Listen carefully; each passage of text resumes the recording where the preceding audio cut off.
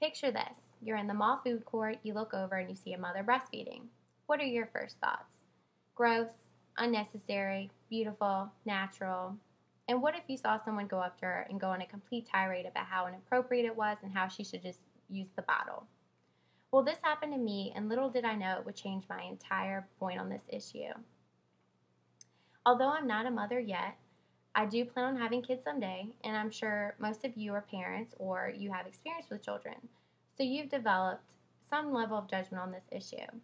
Due to the many health and emotional benefits as well as its convenience, breastfeeding is the best option for baby and mother. Today I'll start this discussion by talking about the major health benefits. Second, I'll talk about the emotional benefits. Third, I'll explain its utter convenience. And lastly, I'll talk about the major points made by formula supporters. Let's begin with the most important point. The most obvious reason for breastfeeding is the numerous health benefits it has to offer for both mom and baby. According to the Essential Guide to Breastfeeding, the American Academy of Pediatrics policy statement strongly recommends human milk as the preferred infant feeding and acknowledges the critical role of breastfeeding in achieving optimal infant and child health, growth, and development. The fat and protein in breast milk is easier to break down and digest, so these babies experience less diarrhea, less diaper rash, and have healthier guts. The milk contains carbs for energy, cholesterol for brain and nerve development, DHA for improved vision, and antibodies that protect the baby. According to Breastfeeding for Dummies, by giving your baby breast milk, you can drastically reduce ear infections, improve jaw and teeth development, and protect against asthma and allergies. The author of Breastfeeding Pure and Simple maintains that breast milk provides the optimal brain and nervous system development, leading to an increase in cognitive abilities. Furthermore, studies have shown that the chance of developing major childhood issues such as SIDS, diabetes, cancers, and obesity can be drastically reduced and even prevented. Besides offering these benefits for the baby, it offers benefits for mom as well.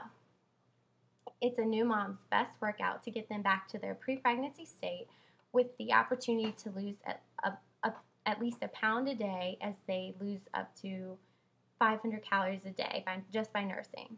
According to Breastfeeding for Dummies, a woman can decrease her risk for developing breast, ovarian, and uterine cancer by up to 25% just by breastfeeding.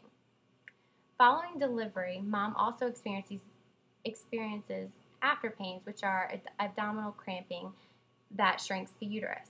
The oxytocin in breast milk increases these contractions, thus helping to return the uterus back to its normal size much quicker. Now that we've covered the health benefits, let's talk about another key advantage.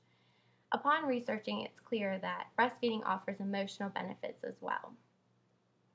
Even before birth, an emotional bond is developed between mother and child that can't possibly be replicated. This special connection continues as breastfeeding begins, with the two being together every few hours. The mothering hormones oxytocin and prolactin are released, producing feelings of nurturing and loving, as well as a much-needed calming effect for both. Similarly, the mother is able to provide her baby with a sense of security and protection, and she develops a sense of pride. With the constant swaddling and closeness, mom can feel that the baby's safety is secure and that she is in more control of the baby's welfare. Being the sole provider of nutrition, she often feels a sense of pride and accomplishment in knowing that she is giving her baby the most advantageous diet.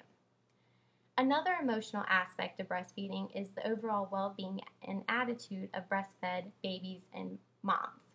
According to the ABCs of breastfeeding, these children are more receptive to new foods due to the constantly changing composition of the milk.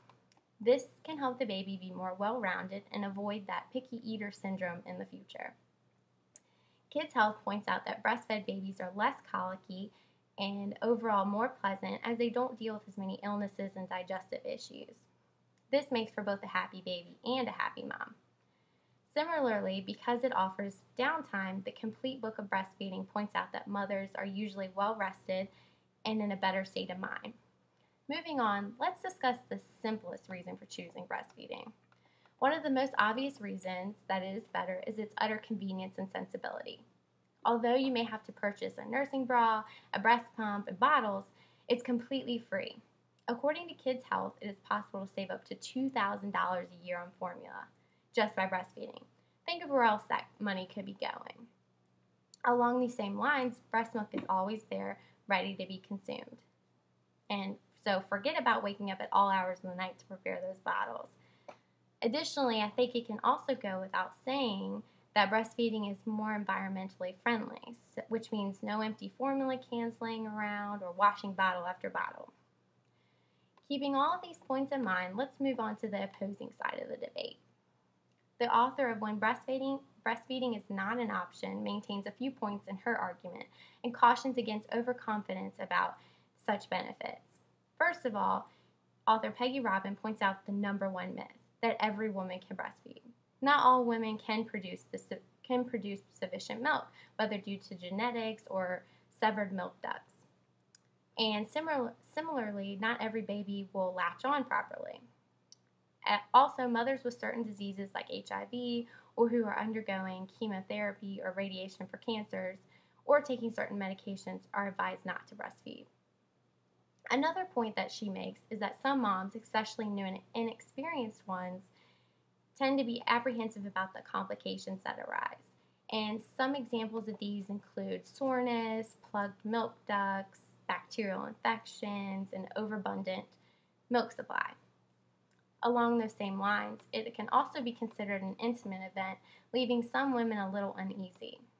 Since the baby eats when he or she is hungry, the mother may be forced to breastfeed in a more public setting than she would prefer.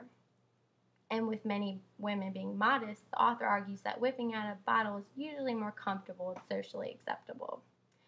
And that brings us to the end. And I ask you, what side are you on? Remember, breastfeeding is clearly the best choice for both mother and baby, as well as society, due to the numerous health and emotional benefits paired with its convenience. With over 200 ingredients and even more that have yet to be identified, it can't be possible that the best scientists in the world can recreate this breast milk into a formula substitute.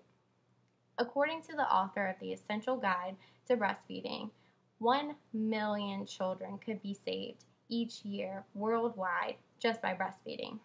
So, will you change that statistic? Thank you.